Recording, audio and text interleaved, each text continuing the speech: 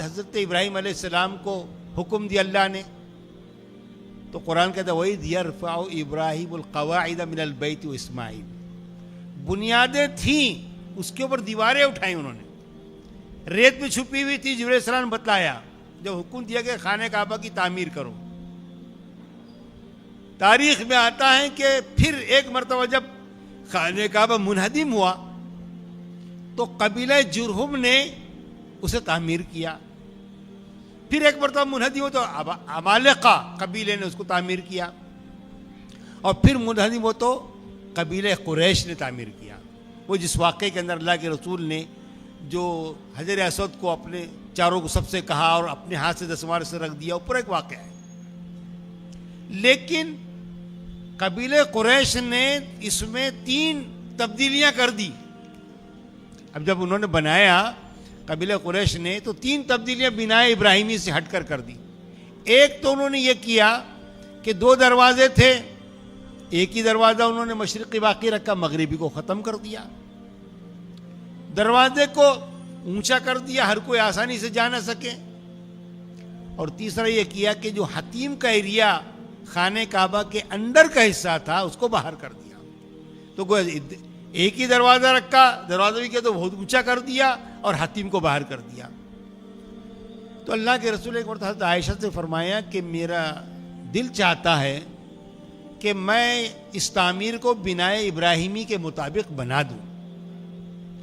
لیکن نو مسلم ناواقف مسلمانوں میں غلط فہمی کا خدشہ ہے، اسی لیے میں اس کو فی الحال اسی طرح چھوڑے دیتا ہوں۔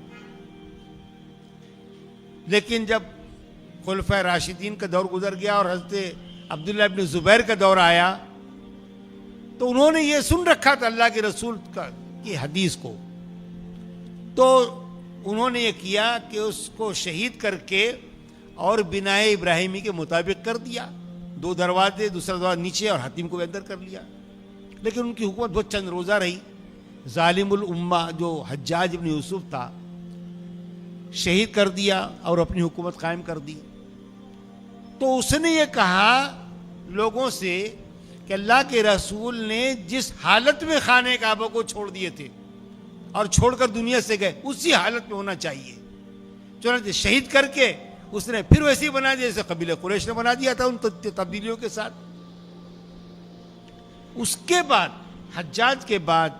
پھر جو آیا اس نے یہ سوچا کہ میں اللہ کے رسول کی خواہش کے مطابق بنا دوں جیسے آپ نے فرمایا تھا۔ لیکن اس وقت امام مالک بن انس رحمۃ اللہ علیہ انہوں نے علماء کرام کو جمع کیا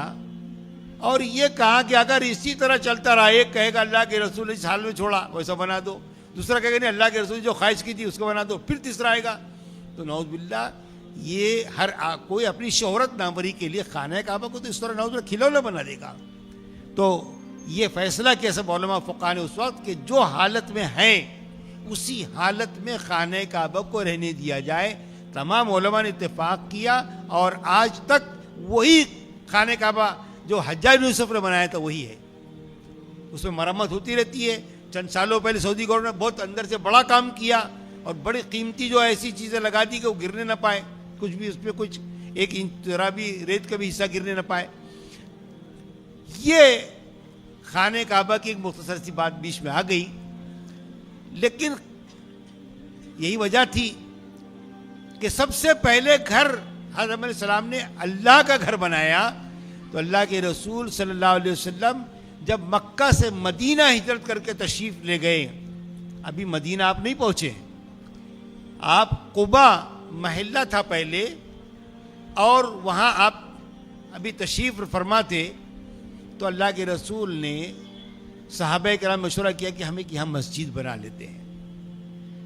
ہم یہاں ایک مسجد تعمیر کرتے ہیں۔ تو اللہ کے رسول نے سب سے پہلا ایک پتھر رکھا اور اس کے حضرت ابوبکر صدیق نے رکھا، پھر حضرت عمر نے رکھا اور تمام صحابہ کرام نے رکھا اور مسجد قباء یہ تعمیر ہوئی۔ یہ مسجد اول مسجد لآخر نبی، سب سے آخری نبی کی سب سے پہلی مسجد وہ مسجد قباء ہے۔